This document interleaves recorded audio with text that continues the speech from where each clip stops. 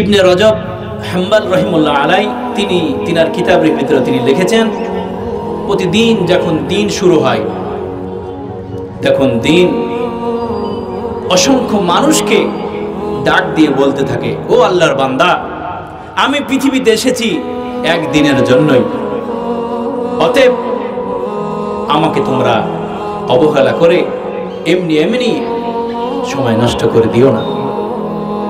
যে দিনটা চলে যাচ্ছে এটা চলেই যাচ্ছে, আর একে খুঁজে পাওয়া যাবে না। এই জন্য দিন যখন শুরু হয় তখন মানুষকে ডেকে বলে, ওগো আল্লাহর বান্দা, আমি দুনিয়াতে এসেছি একবারই, এজন্য আমাকে হেলায় খেলায় নষ্ট করে দিও না। আবার যখন রাত শুরু হয়, প্রতিটা রাতই অসংখ্য মানুষকে ডাক দেয়, ডাক দিয়ে বলে, ওগো আল্লাহর বান্দা, আমি কিন্তু এসেছি তোমার জীবনে একবার, আর কোনোদিন কিয়ামত পর্যন্ত আর তোমার কাছে আমি আসবো না, অতএব এই রাত্রিকে তুমি অবহেলা করে সময় নষ্ট করে দিও না। আরো মর্মস্পর্শী কথা, এই দিন যখন শুরু হওয়ার পর যখন শেষ হতে যায়, একদম মাগরিবের আগে আগে সূর্য যখন ডুববে এমতো অবস্থায় আবারও পৃথিবীর মানুষকে আবার ডাক দিয়ে বলতে থাকে, ও গো আল্লাহর বান্দা, আমি তো তোমার জীবন থেকে আমি চলে যাচ্ছি।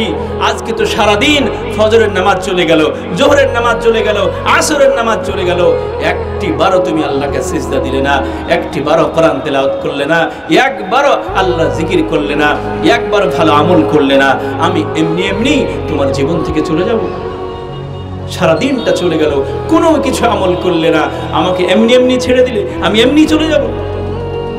রাত্রি যখন শেষ হতে যায়, রাত্রি তখন অসংখ্য মানুষকে আবার ডাক দিয়ে বলতে থাকে, ও আল্লাহর বান্দা, আমি কিন্তু দুনিয়া থেকে আবার চলে যাচ্ছি, তোমার কাছ থেকে আমি চলে যাচ্ছি, আর কোনোদিন আসবো না।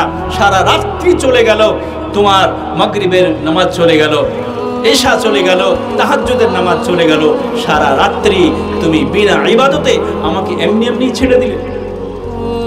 মাগরিব পড়লে না, এশা পড়লে না, তাহাজ্জুদ পড়লে না, ফজর নামাজ এখনো উঠছো না, আল্লাহর বান্দা, আমাকে এমনি এমনি ছেড়ে দিলে, এমনি আমাকে যেতে দিলে, কোনো আমল বিনা আমলে আমি তোমার জীবন থেকে চলে যাব?